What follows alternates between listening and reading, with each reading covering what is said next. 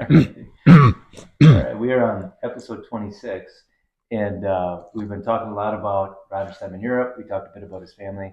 You know, Roger, one of the things, as we went through kind of decade by decade, one of the more significant events of the early 2000s was September 11th. Do you Yes, want to speak to how that impacted your overseas work? the 2000, it was 2001 or 2011 now. 2001, September 11th, I'm sorry, Yeah. 2001. Actually, I don't know exact the period of time. I know I was golfing at a golf club I belonged to, and at the shack, which was at the end of between the ninth and the 10th hole, they had pictures, and I saw the second airplane crash into the second tower, and it was almost unbelievable. And that time, everything was shut down. I mean, no more air flights, and they put a stop on everything because they didn't know what was going to happen next. I don't know what the timing of the season was with me, but they got back in business with the airplanes without too much delay on the deal.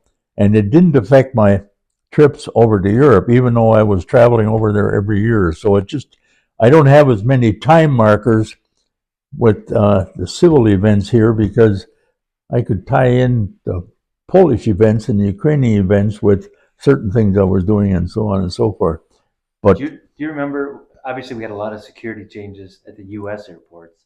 Did you feel kind of a similar activity in the European airports?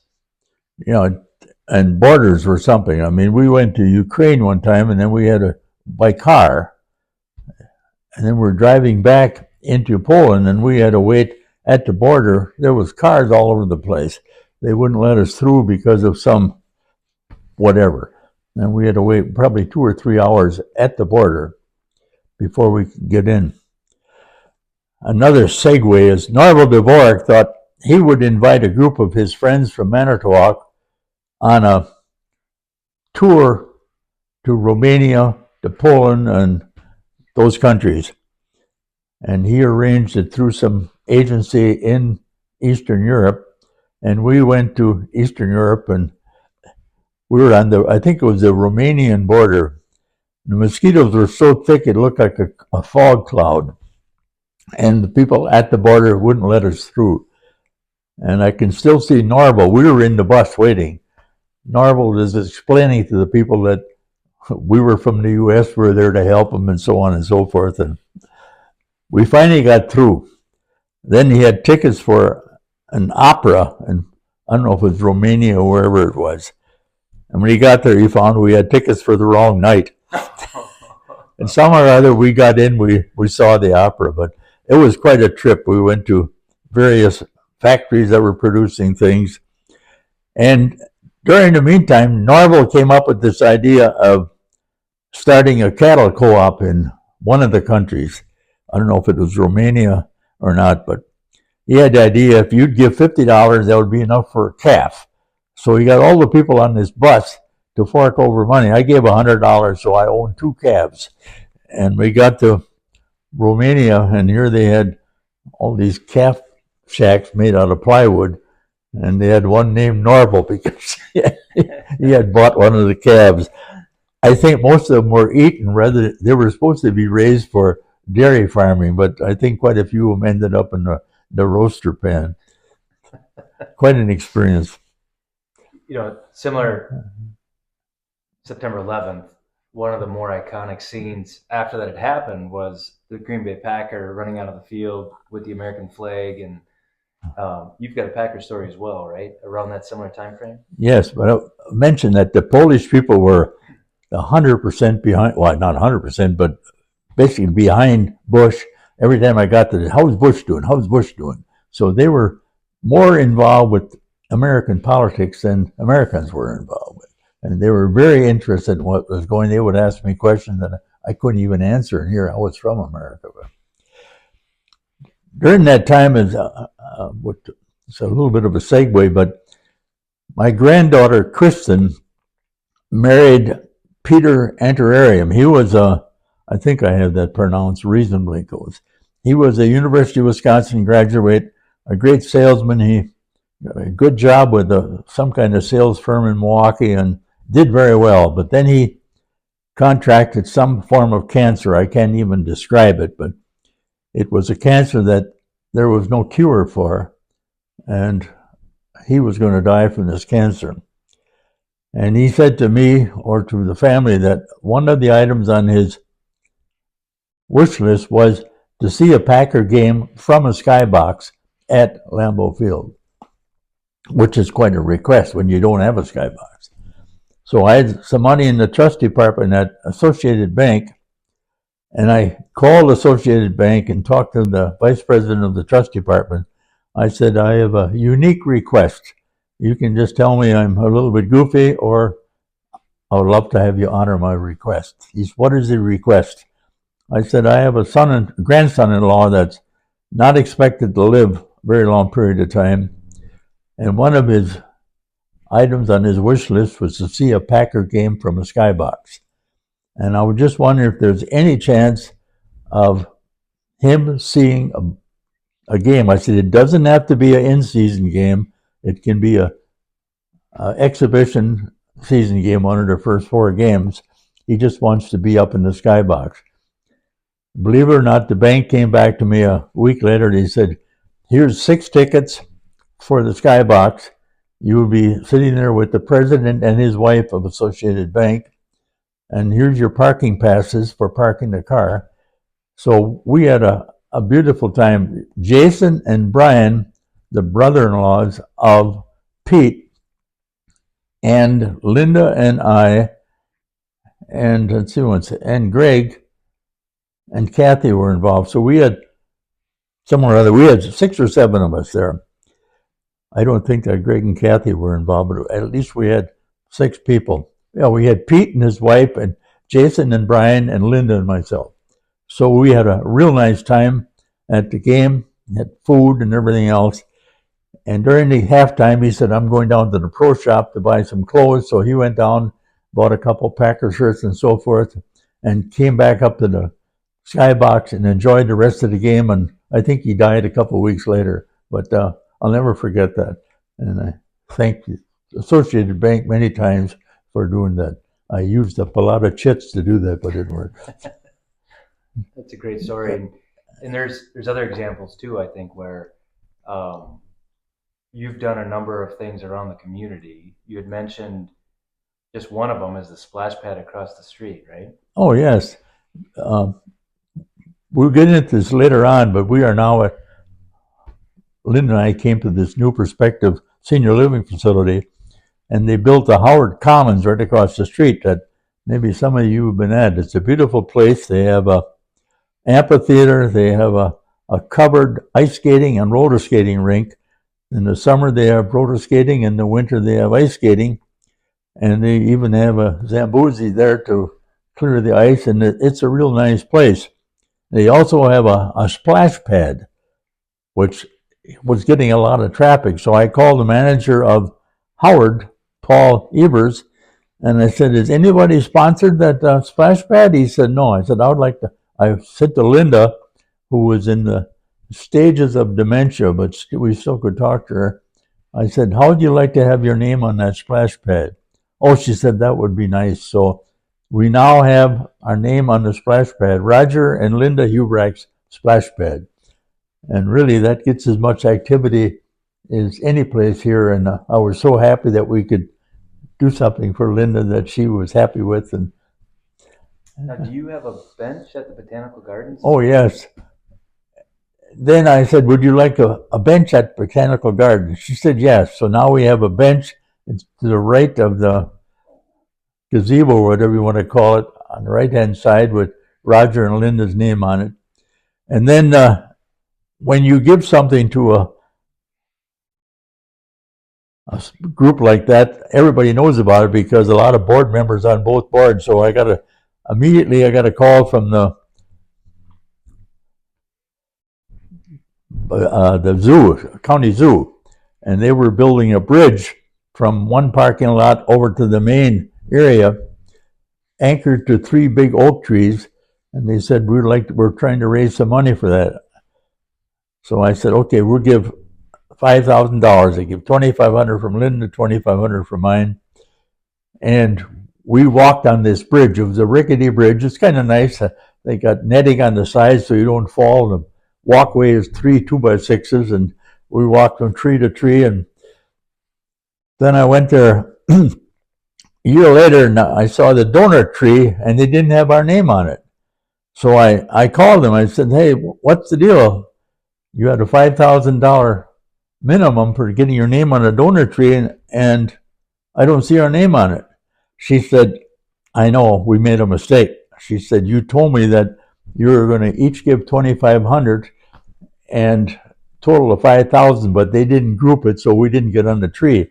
I said, "Well, what are you going to do about it?" She said, "We're going to put up a new donor tree." So now I checked, and we have Roger and Linda Hubrechts on the donor tree. And I said, "Now I have another request." I said, "I want to have recognition in your monthly newspaper that the oldest people in Green Bay walked on this walkway." So she said, "We'll send a photographer over." I said, "I happen to have a picture," so I sent him a picture of Linda and me on the walkway. So if you go to the county zoo now, you'll see Roger and Linda on the evergreen tree on the entrance. Probably one of your more significant naming contributions is in Madison. Is that right? Yes. Before that, because of my work in Eastern Europe, and because Kathy, my daughter-in-law, the chem engineer, was very active on the campus doing some ad hoc work, all volunteer, working with freshman engineering candidates, working on projects and so forth. And Greg, my son, her husband, was on the visiting committee at the university. So they're very active, and the engineering department gives out 6 Distinguished Service Awards each year for some above and beyond work that an alumnus from the engineering department did. And Kathy, she disclaims this, but I'm sure she was involved. She sent a note to the committee that gives the awards and said, "Take a look what my father-in-law has done in Europe." That's all she did, but they looked into it and they said, "Yes, you're deserving of a Distinguished Service Award." Oh, so they had a nice dinner presentation and gave a short speech, and they handed us a big plaque with our picture of the Dean of Engineering on it. And I had maybe 8 or 10 of our family people there. It was a nice award. And as a result of that award, you had your picture taken, and your picture was on the wall for 5 years, and then they took the picture down because they didn't have enough wall space to keep putting 6 people up there every year. But that was in 2005, and I was really proud to get that award. And I was amongst the people that had started companies and so on and so forth, but they felt what I did in Eastern Europe was worthy of some recognition. So they... Now, should we get into this commentary or not? I told you about the history of cancer in my family. I lost a wife. My first wife died of pancreatic cancer. My first daughter died of melanoma. Second daughter died of breast cancer. My son died of glioblastoma. Kristen had a baby boy full term, and the baby died in childbirth. I think it was strangled because of the umbilical cord. So we've had and I lost 4 siblings to cancer. So I've had a life of cancer, and I also had cancer. So I was diagnosed with stage 1 prostate cancer, and I wasn't too happy with the medical profession in Green Bay because it took them from October to March to find out what Jenny, my first wife, had, and then it was too late to do anything about. But pancreatic cancer is a very difficult cancer to detect, and by the time you detected it, had metastasized in her back, and she only lived she lived from October until May, and then she was gone.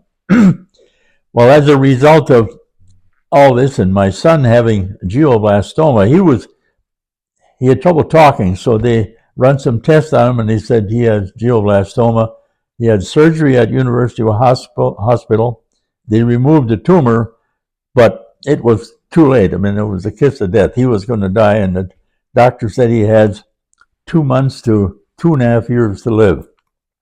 And I thought we have to do something to have some recognition of the Hubrax name, thinking of Greg and Kathy, and I think I had like 10 people in the family or associated family that went to University of Wisconsin or went to one of the branch schools in River Falls for my natural resource guy, and my daughter and son-in-law went to University of Green Bay.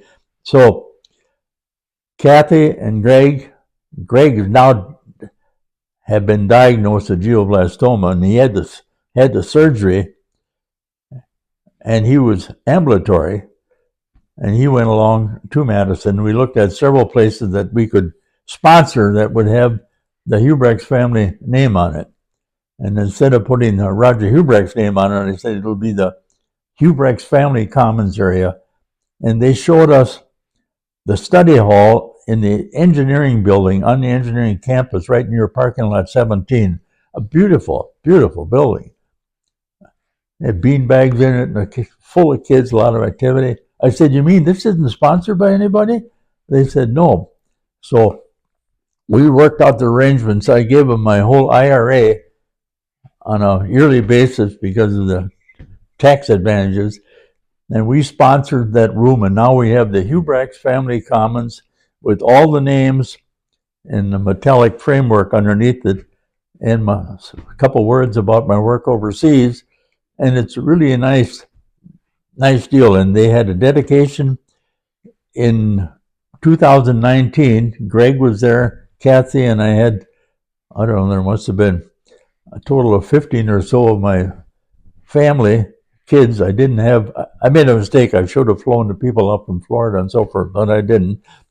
And they had a professional photographer there and a news reporter. He interviewed me, and I gave a talk, and it was a nice affair. So now we got the Hubrax Family Commons, and they had a luncheon after that.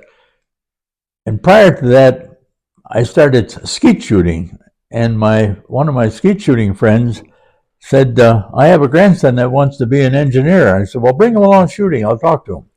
So he came to shooting, and I said, why don't you bring your dad up to Green Bay, and we'll have supper together at Perkins, and I'll show him that I'm trying to help you. I don't have horns. I'm not taking advantage of you. So his dad came up, and then I said to him, would you like to have me take Mr. Derek Metke to Madison to show him around? Would you do that? I said, sure. So I went to Manitowoc, picked him up, went to Madison, and they happened to have open house for prospective freshmen who were attended by their parents. And their parents were like 35 years of age, and I was 85 years of age. And I showed them around, and I went to some labs, and I knocked on the door, and I would say, tell this young man what you're doing.